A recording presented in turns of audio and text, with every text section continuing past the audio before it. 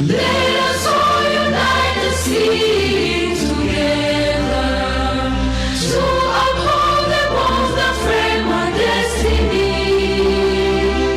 Let us dedicate ourselves to fight together for lasting peace and justice on earth. Oh, sons and daughters of Africa, flesh of the sun and flesh of the sky, let us make Africa the tree of life.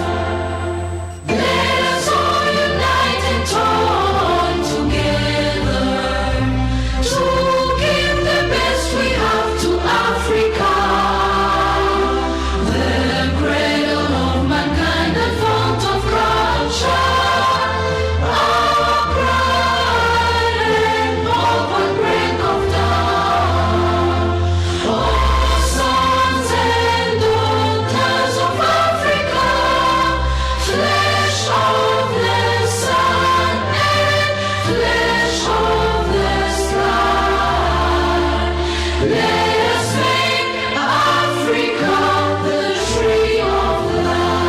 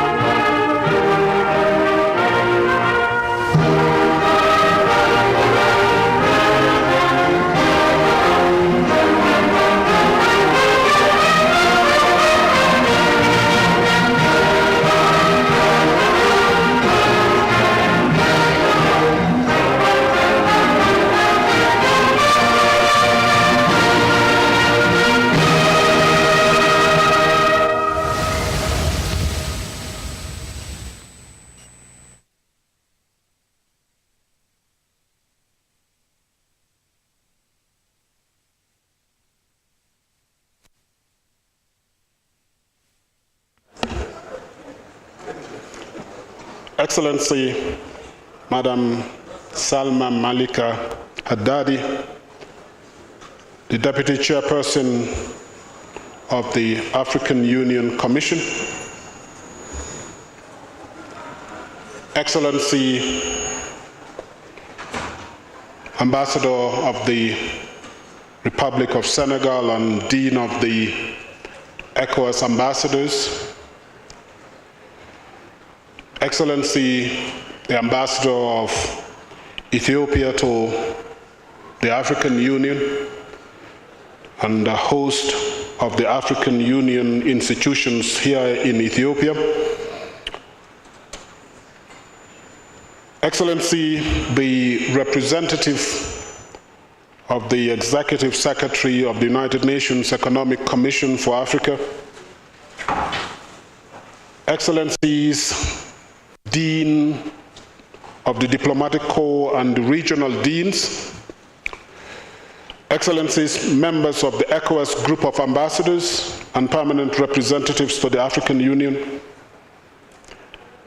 Excellencies, ambassadors and members of the Diplomatic Corps and representatives of international organizations, citizens of ECOWAS member states and citizens of African Union member states, distinguished representatives of partner institutions and partner countries, ladies and gentlemen. I have the singular honor and privilege to take part in the commemoration of the Golden Jubilee of ECOWAS here in Addis Ababa, Africa's diplomatic city. I would like to express our appreciation to His Excellency Muhammad Ali Yusuf, Chairperson of the African Union, as well as the Deputy Chairperson of the African Union Commission, for not only gracing this occasion with their presence, but also for hosting this event within the African Union Commission premises. We are grateful to all of you in attendance for honoring our invitation and for coming here to rejoice with us. Excellencies, distinguished ladies and gentlemen, 50 years ago, on 28th May 1975, our leaders in West Africa succeeded in overcoming numerous obstacles. Obstacles which are colonial in nature, ideological, linguistic, and historical in nature, to establish the economic community. We therefore celebrate 5 decades of regional solidarity, of standing side by side through times of hope and hardship, and of building the most integrated regional economic community on the African continent. Today, ECOWAS represents more than an institution. It is a symbol of the enduring aspiration of over 400 million people.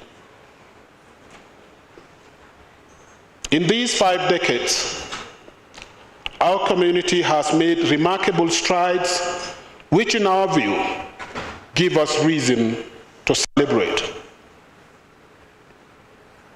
We have integrated 400 million people in a single space and enabled them to enjoy freedom of movement and establishment across the region with a common passport and a common identification card. We have advanced intra-regional trade with the ECOWAS Trade Liberalization Scheme, allowing traders and big companies alike to exploit the benefits of an enlarged market. We have implemented a common external tariff, thereby easing international trade with other parts of the world. We are developing critical regional infrastructure, such as the 1,000-kilometer Lagos-Abidjan Corridor Highway, which seek to enhance the physical integration of our markets and communities. We have built a regional electricity market with the aim of improving access to energy for households and businesses in the 14 member states that are already connected. Our regional bank, the ECOWAS Bank for Investment and Development, EBID, has mobilized and committed over $4.5 billion in investment across the region. Investments covering public and private sector development projects. Our West Africa Health Organization has supported member states to address diseases and epidemics across the region. Other key institutions such as Community Court of Justice, Intergovernmental Action Group Against Money Laundering, and the Community Parliament have helped advance governance, rule of law, and the protection of human rights. Beyond offering diverse support and strengthening healthcare and food systems, we have invested in our valuable people. We have invested in our valuable resources, and that is our people, by promoting gender equality, youth empowerment, and human capital development. We have upheld democracy by enacting and implementing appropriate protocols.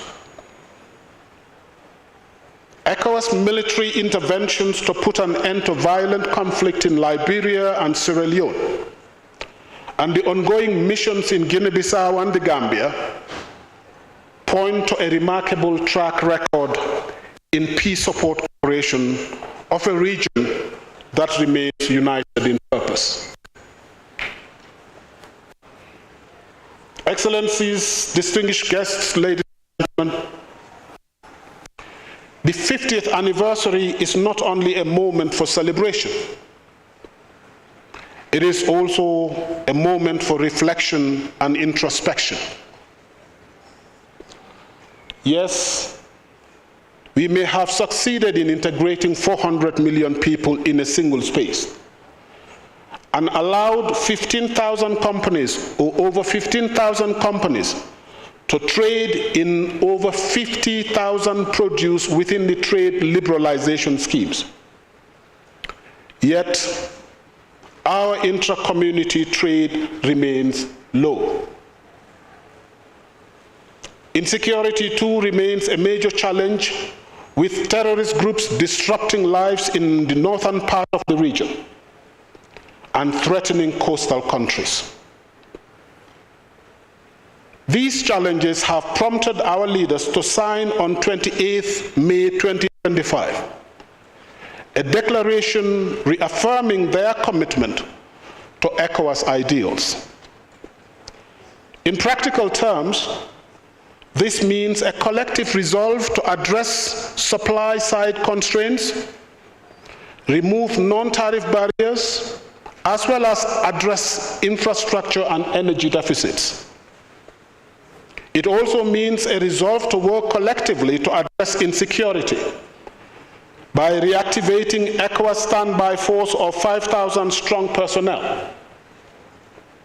In this regard, we welcome the adoption of Resolution 2719 of the United Nations Security Council and call on all our partners to support the African Union and the regional economic communities in ensuring an effective implementation of the resolution.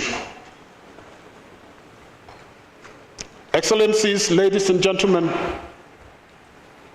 ECOWAS has enjoyed great collaboration with the African Union and the various entities of the United Nations. We have had great working relations with successive chairpersons and managements of the African Union Commission and the special representatives of the Secretary General and heads of the United Nations offices for West Africa and the Sahel. Our development partners have also demonstrated unwavering faith in us and have continued to support our integration project. These development partners include multilateral partners such as the European Union, the African Development Bank, the World Bank, and bilateral partners such as Germany, China, Canada, United States, France, Sweden, United Kingdom, and the others. We remain grateful to all of them. Excellencies, ladies and gentlemen, I cannot conclude my remarks without saying a word or two about the recent withdrawal of 3 member states from ECOWAS. Niger, Mali, and Burkina Faso are not only members, they are founding members of ECOWAS. Their withdrawal is therefore a setback for our community, albeit temporary. However, I am pleased to inform you that we have agreed during a recent meeting with the foreign ministers of the 3 countries that until the conclusion of a new agreement on our future relations, the status quo remains with respect to trade and freedom of movement, establishment and settlement. In other words, we have agreed to safeguard the gains of regional integration realized over the past 50 years. We have also agreed to work on conditions that will facilitate strong collaboration on peace and security. Thus, our regional market has not shrunk. Our people have not been divided. This, Excellencies, is a mark of resilience as a region. It's a mark of our resilience as a region and a major cause for celebration. Happy 50th anniversary to all of you. Thank you.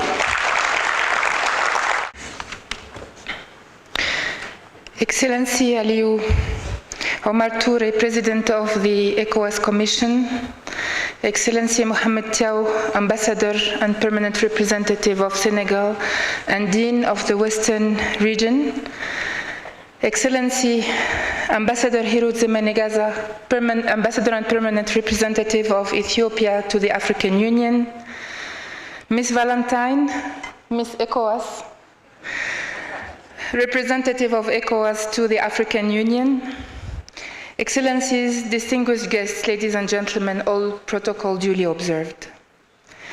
It is with great humility and profound respect that I stand before you today on behalf of the Chairperson of the African Union Commission, His Excellency Mahmoud Ali Yusuf, and on my own behalf, to honor the Golden Jubilee, a remarkable 50 years of a journey of the Economic Community of West African States, ECOWAS.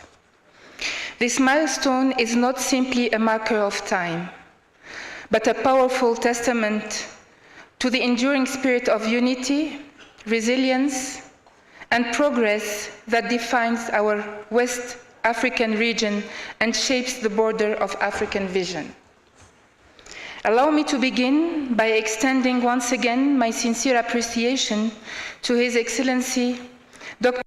Aliou Touré, who is gracing this celebration today in Addis Ababa, the ECOWAS Commission, and the Nigerian government for the warm hospitality shown to the African Union delegation during the celebration held last month in Lagos. The ceremony was not only a tribute to ECOWAS legacy, it was a clarion call to the future, a reaffirmation of its pivotal role in Africa's integration journey. Please accept my heartfelt congratulations on this historical journey on behalf of the Chair of the African Union Commission and on behalf of the entire African Union Commission.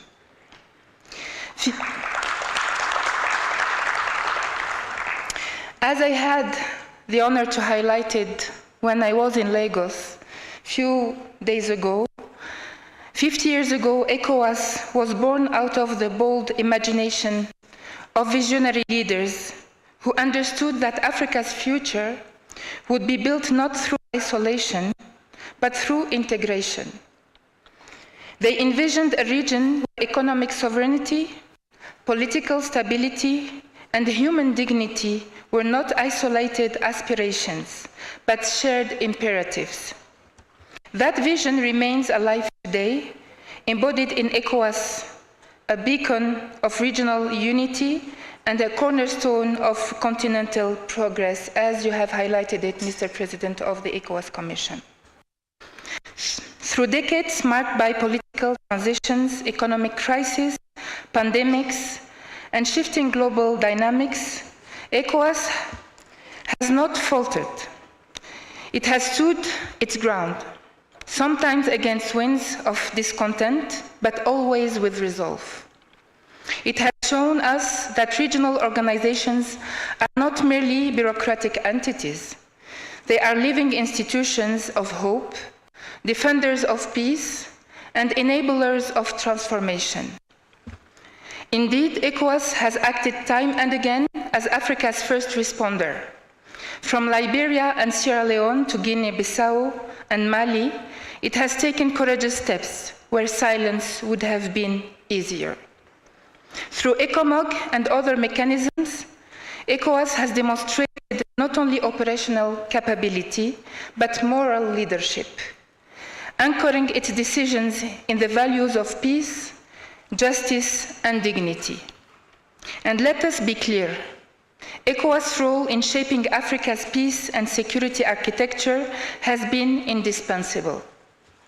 Its principles, firmly grounded in zero tolerance for unconstitutional changes of government and the promotion of good governance, have reinforced the African Union's own commitment to democratic norms and early response. But this does not sustain societies. ECOWAS has also distinguished itself in the domain of economic integration. The free movement of persons, goods and services, the ECOWAS passport, the biometric ID system, and the common external tariff. These are not just technical achievements. They are manifestations of a deeper political will and institutional courage to build a united market anchored in the aspiration of the African continental free trade area. In aligning itself with Agenda 2063, ECOWAS has signaled a profound understanding that regional progress is not separate from continental ambitions. Integration is a process, not an event. It demands continuity, coordination, mainstreaming, and above all, commitment. And yet, we must not lose sight of the current realities. We are living through a moment of intense global disruption, climate change, economic equality, security threats, and a crisis of trust in institutions. These challenges are not abstract. They affect the lives of millions across our regions and our continent. But this is not a time to retreat. This is time to rise, just as we have done before, and just as we will continue to do. RECs, including ECOWAS, remain the building blocks of African unity. And ECOWAS, through its decades of leadership, has exemplified what is possible when unity, courage, and vision come together. As we look forward to the next 50 years, let us imagine a West Africa and a continent that leads with foresight, not just reaction. A community where women and youth are central to decision-making, where technology drives inclusion, and where the foundation of solidarity are stronger than ever. At the African Union, we stand with ECOWAS, not behind, not ahead, but shoulder to shoulder. For when ECOWAS thrives, Africa advances. And when Africa advances, the world takes notice. Let us not be defined by the challenges of our times, but by the possibilities of our united will. Thank you very much for your kind attention. Miss ECOWAS, je pense que certains parmi vous auront certainement besoin de casques, parce que je vais m'exprimer en français. Excellence Dr Ali Oumar Touré, président de la commission de la CEDEAO. Excellence Madame l'ambassadeur Selma, vice-présidente de la commission de l'Union africaine. Excellence Madame l'ambassadeur Hirout, représentante de la République fédérale démocratique d'Éthiopie. Excellences, Mesdames et Messieurs les doyens, Excellences, Mesdames et Messieurs les ambassadeurs, chers invités, tout protocole observé, je voudrais d'emblée, au nom du groupe des ambassadeurs de la CEDEAO, ici à Addis Abeba, remercier toutes les éminentes personnalités qui ont bien voulu honorer de leur présence cette cérémonie du Golden Jubilee, marquant les 50 ans d'existence de la communauté économique des États d'Afrique de l'Ouest. Mention spéciale à son Excellence, Monsieur le Président Ali Oumar Touré, à qui nous souhaitons un warm welcome pour sa présence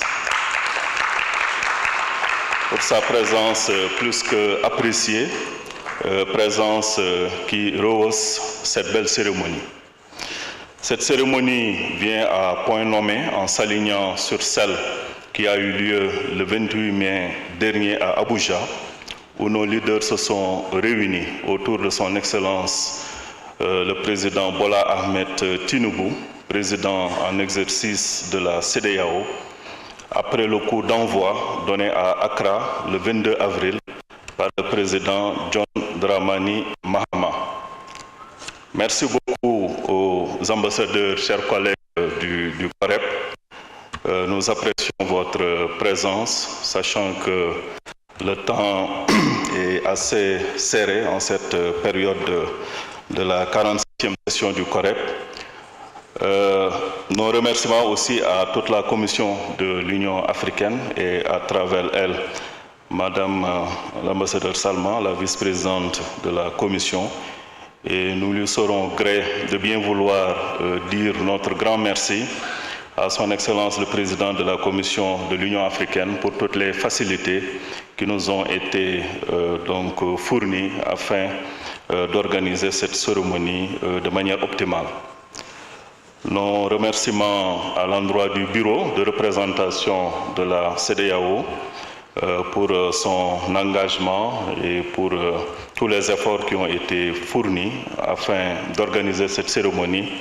Donc, Miss ECOWAS, à travers vous, tous nos remerciements aux collègues du bureau. Excellences, Mesdames et Messieurs, cette célébration se déroule dans un contexte marqué par de nombreux défis au sein de notre espace communautaire et au-delà.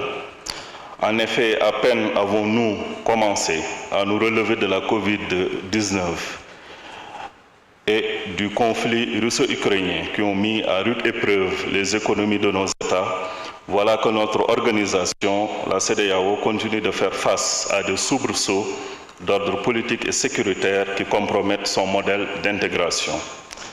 Face à de tels défis qui placent la CEDEAO à la croisée des chemins, notre réponse doit être prompte, robuste et coordonnée, car c'est ensemble que nous pourrons développer la résilience qui s'y est. Le temps doit dès lors être à la réflexion proactive, que le président Touré a ajouté introspection, donc la réflexion proactive et à l'introspection, visant à renforcer notre action collective pour améliorer la situation de nos États, de notre communauté et donc de nos populations. Nous devons, dans la même dynamique, œuvrer à trouver des solutions endogènes et durables pour une gestion préventive et plus adaptée aux crises politiques au sein de la région, afin de réaliser les objectifs du traité d'Abuja de 1991 qui pose les fondements de la communauté économique africaine et de l'agenda 2063. C'est d'ailleurs là toute la pertinence de la nouvelle vision 2050 de la CEDEAO, dont l'objectif est d'adapter aux défis actuels et à venir nos réponses communes en matière de développement durable, de paix, de sécurité et de stabilité. Cette vision 2050 ambitionne également de placer les citoyens de la communauté au cœur de l'action de l'organisation en vue de rendre plus réel le concept CEDEAO des peuples. Excellences, Mesdames et Messieurs, quand on parle aujourd'hui de la CEDEAO, on pense à la paix et à la sécurité. Certes, les questions de paix et de sécurité sont et doivent être inscrites en priorité au sein de toute organisation communautaire, mais la CEDEAO se veut également un espace d'échange et d'interaction multiples, doté d'un marché de plus de 400 millions de consommateurs.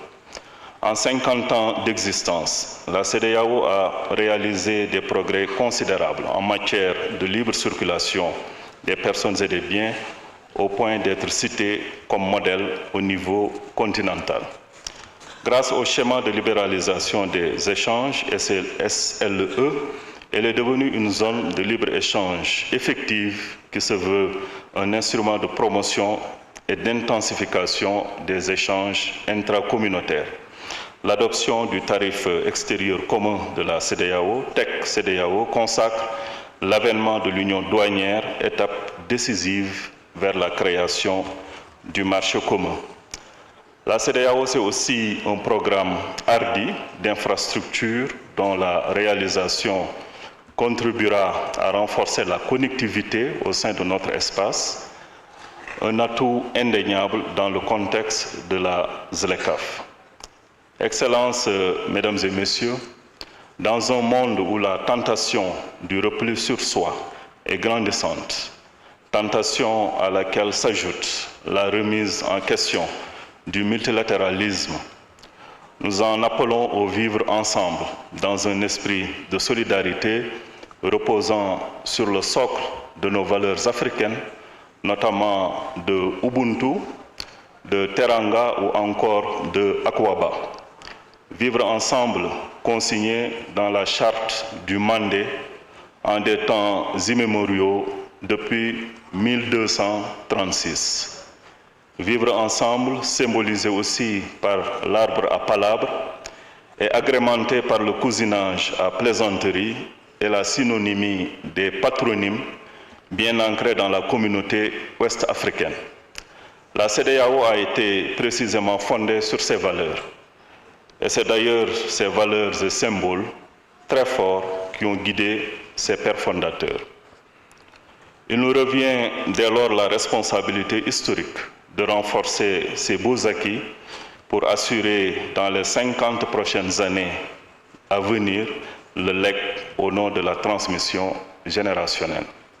Aussi faudra-t-il unir nos forces, loin de tout esprit de division, afin de relever ensemble les nombreux défis communs en apportant collectivement des solutions durables face au changement climatique, à la sécurité alimentaire, à la paix et à la sécurité, aux inégalités sociales, à la pauvreté, aux instabilités politiques récurrentes, pour ne citer que ces défis. C'est autour, en tout cas, de ces grands chantiers que nous plaçons cette session d'aujourd'hui, afin de penser ensemble les actions et initiatives de la CEDEAO dans le contexte de ces 50 ans d'existence. Et en nous souhaitant de fructueux échanges dans le cadre du panel à suivre, qui sera, je pense, hybride, avec comme intitulé ECOWAS at 50, Successes, Challenges and Prospects for Deepening Regional Integration in West Africa. Ce qui fait d'ailleurs écho au slogan, disons, utilisé pour les 50 ans, Stronger Together for a Brighter Future. Joyeux anniversaire pour ce Golden Jubilee, et sur ces mots, avec l'acquiescement et certainement la bénédiction du président de la commission de la CEDEAO et de Madame la vice-présidente de la commission de l'Union africaine, je pense que nous pouvons déclarer ouverte notre session. Merci beaucoup.